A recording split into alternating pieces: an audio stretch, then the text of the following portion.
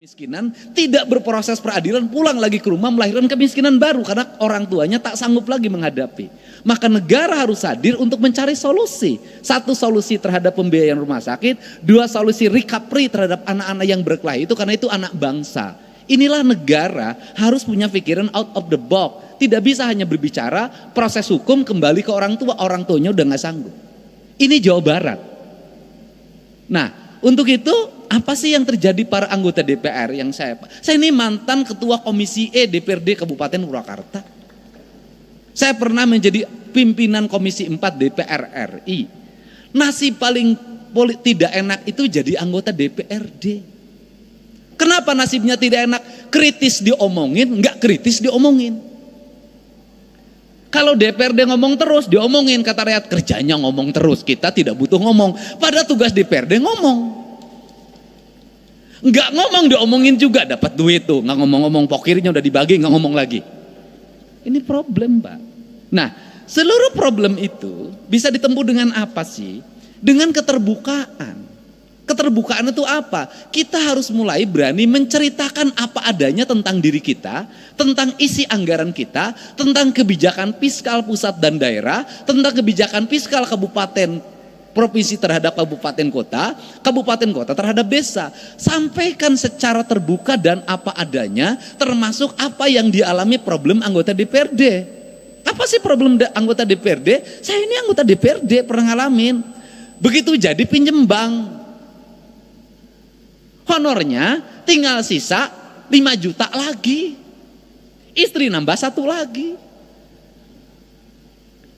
Konstituen tiap hari dibanding pejabat eselon 2 di provinsi, dibanding sekda, yang datang ke rumahnya banyakan anggota DPRD. Gitu loh. Sekda dapat tunjangan 70 juta, enggak ada yang minta. Eselon 2 dapat tunjangan 50 juta, enggak ada yang minta. Anggota DPRD tunjangannya sudah habis dijaminkan ke Bank BJB, tinggal 5 juta, yang mintanya tiap hari. Harus kondangan, yang meninggal harus dilayat. Tiap hari, pergi ke kantor kaca harus dibuka. Kalau kaca ditutup, kelihatan tuh, sombong dia. Itu. Sedangkan fiskal terbatas. Nyari lagi lewat perjalanan dinas sekarang makin kecil. Kalau pergi perjalanan dinas, siapa yang paling banyak yang ngikutin? Yang berangkatnya 1, SBY-nya 10. Sehingga APBD-nya menjadi terserap untuk perjalanan dinas. Padahal nyerapnya anggota DPRD sedikit, kebanyakan sekretariat dewan. Kan saya tahu yang begitu-begitu. Yang dituduh siapa? DPRD lagi. Nah, apa sih yang mesti dilakukan oleh kita? Ya, kita mulai ngomong terbuka pada rakyat. Terbukanya apa? Ini loh proporsi kita. Ini loh biaya politik yang kita lakukan. Kemudian apa sih yang kita harapkan? Saya dari dulu itu menyampaikan, saya ketika jadi bupati berkirim surat pada presiden. Berkirim suratnya adalah, saya bilang begini, kalau pemerintahan ingin efektif, kalau perda ingin cepat pembahasannya, kalau aspirasi publik setiap hari bisa diterima oleh anggota DPRD, saya berulang-ulang menyampaikan bahwa peningkatan kesejahteraan anggota DPRD, honorariumnya harus dilakukan lewat rapat-rapat DPRD.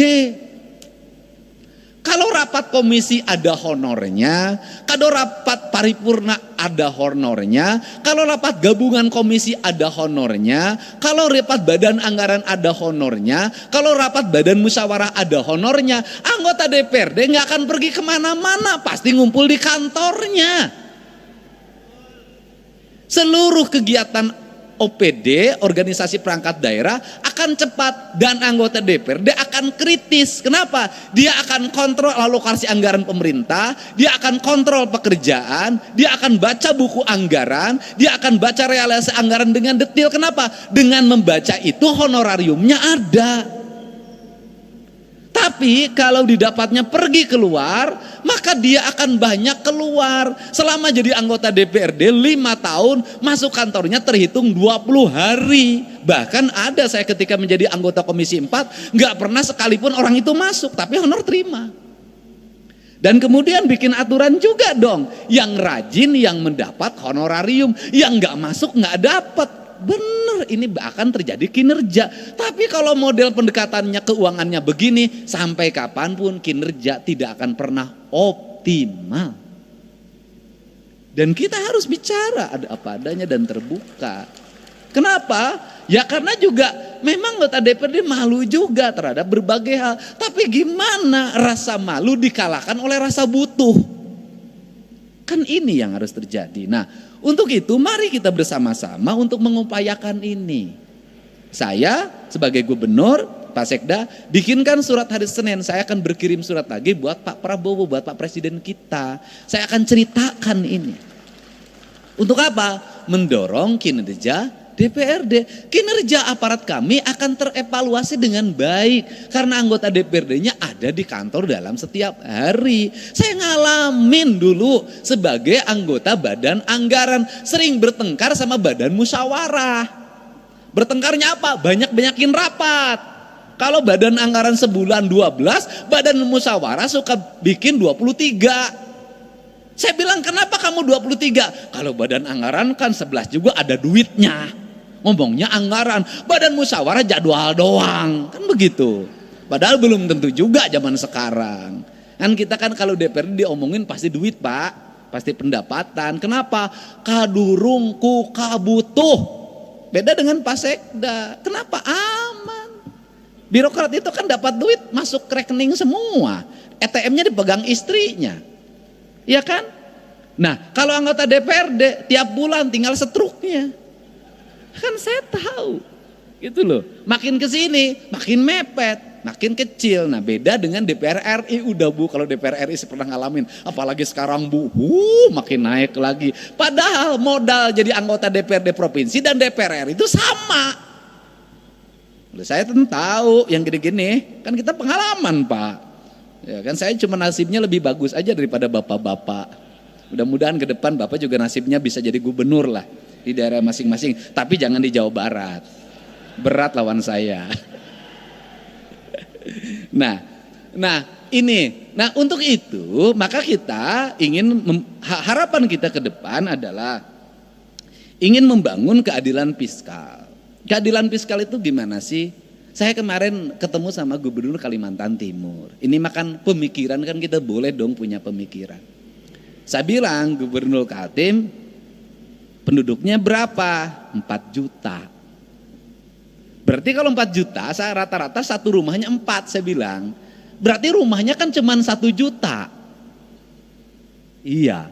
Loh kalau penduduk Kaltim 1 juta, rumahnya cuma 1 juta, kan sebenarnya bagi Kaltim ngasih 5 juta per rumah bisa. Karena 1 juta kali 5 juta, 5 triliun Pak. Artinya masyarakat Kaltim untuk sejahtera itu sangat bisa. Beda dengan Jabar. Untuk Papua lebih bisa lagi. Untuk daerah yang memiliki pendapatan daerahnya tinggi dan hasil alamnya besar, sebenarnya sangat ini mungkin terjadi.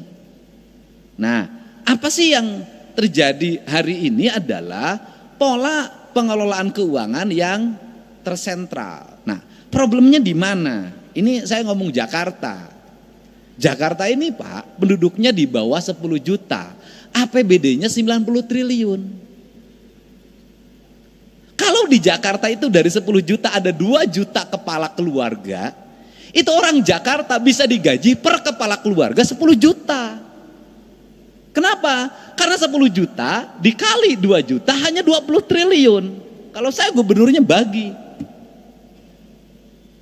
Beda kalau Jabar 50 juta. Nah